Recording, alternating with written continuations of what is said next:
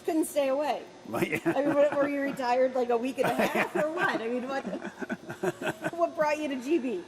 Well, I've been involved with GB for quite a while. Pretty early in my tenure with the Packers, ended up serving on the UW-GB Council of Trustees.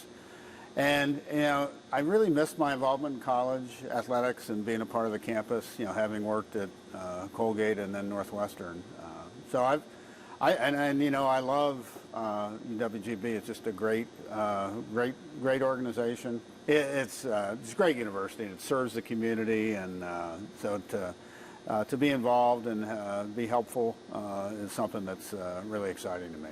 How much do you think your roots, I mean, obviously your roots are in college athletics, right? I'm definitely, this is going back to my roots, going all the way back to, when I was a student athlete at Colgate, but more importantly, almost 17 years between Colgate and Northwestern, and have kept very much involved in watching what's going on in college athletics, and, it's interesting times, I'll say that, with the NIL and the transfer portal and things that, just wouldn't have imagined when I was a student athlete.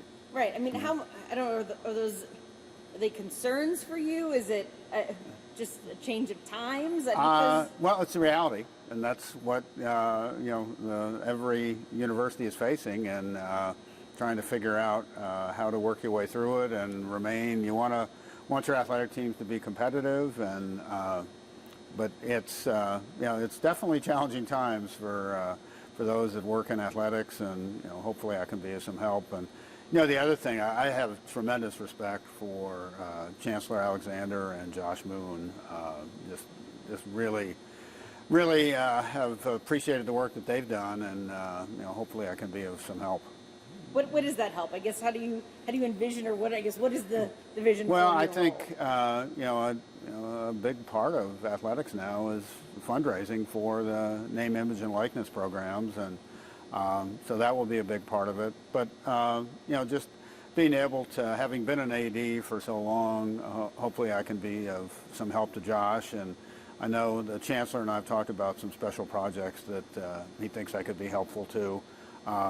As well, and I mean, not only from athletics, but having worked and have excuse me, not only in athletics, but also from a financial standpoint, some things that maybe I could be of helpful to the school, and just with my overall experience, working with the Packers, from a business side could be helpful too. I mean, obviously, your background is in a lot of football. They don't even have a football team. Yeah. How does that translate or work? Or, I mean, could football be coming to GB, or is that not even anything that's on the radar? No, I know there has been some discussions about possibility of flag football.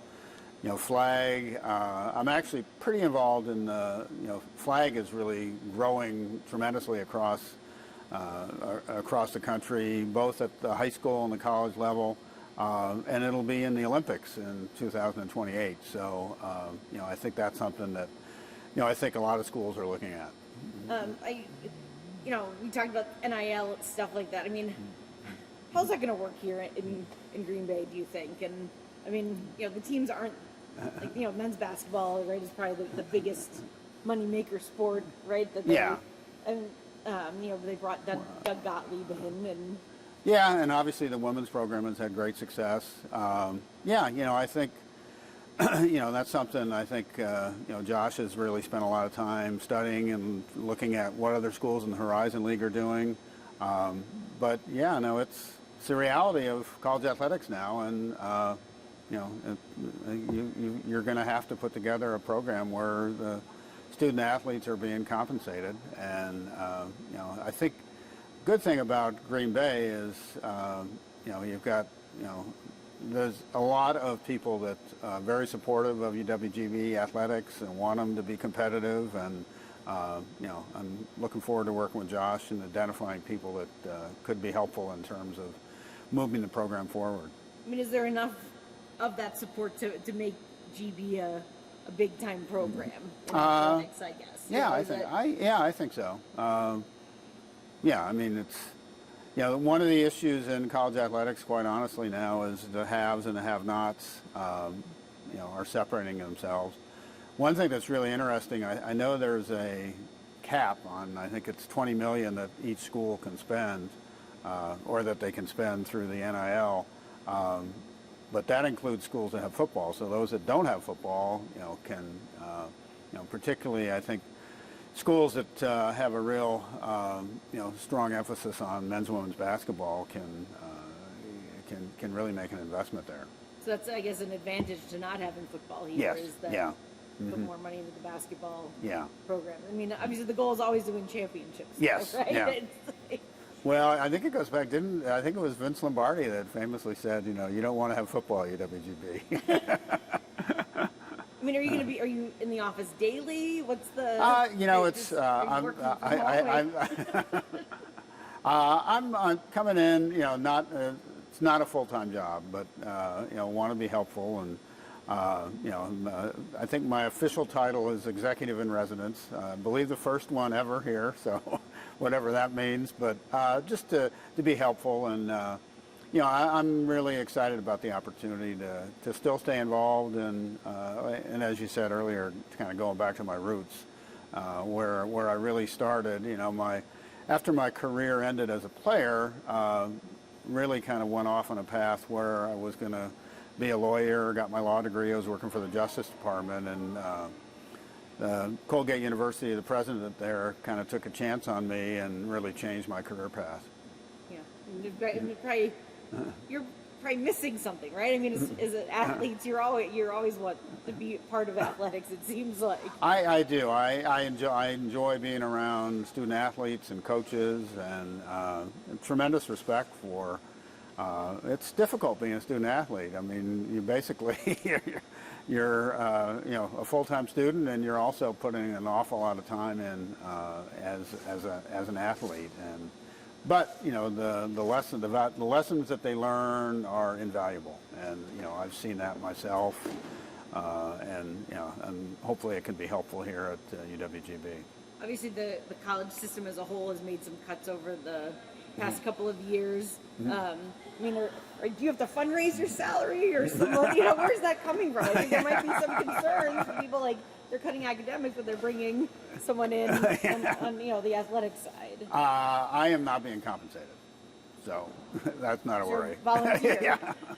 I'm an executive. I have an office, and I have everything I need, and I'm fine financially, so I'm looking forward to being able to help the university. Where do you see the future of Phoenix athletics? I'm excited about the future. I think Josh is doing a great job. I think obviously the women's basketball has had consistent success, and really excited to see what Doug Gottlieb can do with the men's program. But other than that, I mean, it's a broad program, and I think it's a source of pride for everybody associated with UWGB. Are you hoping to use this facility more? I know that the men's basketball, they don't play that much. Is there going to be a full transition, do you think, here? That's something I know that has kind of changed over the years. This is a great facility. And I know, when you fill this up, it's a nice home field advantage. I'm forgetting my football home court advantage. Hard to transition. Yeah, no, I know. Into that. Anything else you think is important that I didn't ask about? No. It's I'm excited. It's kind of a unique opportunity, and it kind of ties together my background, and I have great respect for the leaders here at UWGB and what they've done, and hopefully I can be of some help. You think your involvement will be a draw for athletes? I mean. I don't know about that. I think the NIL money's more of a draw. Yeah. If only we all got paid back then. Right? Oh, I know. Does that spoil college athletics, though, do you think? I mean, is someone, It's not really amateur. Right. Yeah. It's the reality of it, though. Yeah. I was non-scholarship. I didn't, at Colgate, it was kind of like the Ivy League. We didn't, so... My parents, we had no financial needs, so they paid probably, the equivalent today of probably 70,000. But that was a long time ago. Right. No. Yeah. I mean, we played because of you wanted For the to love of the play. game. Yeah. Exactly, the love of the game, and now our kids are playing for money. Yeah. Yeah. Well, it's the reality, so I think you have to, make the best of it. But yeah, no, it's challenging times and changing very rapidly. But and when I was an athletic director, I mean, even beyond that, I've always been in favor of student athlete rights, and and this is a pretty big step in terms of student athletes. That the argument is they're the ones generating the revenue, and so they should have some benefits. And the thought always was they're getting a free education, but now obviously able to get more than that. Right. One of the interesting things, and as it ties into the NFL, there's going to be some situations where there'll be some individuals that will be taking a pay cut to come into the NFL. If you were, like, say, a star quarterback coming out of high school and then get drafted late in the draft, or an undrafted free agent, you're not going to make as much money as you were making in college. Better get back on the TikTok, right? I guess, or whatever yeah. I don't know. We just used to steal extra shirts, right? T-shirts and shorts. That was we got a pair of cleats. That was like a big thing.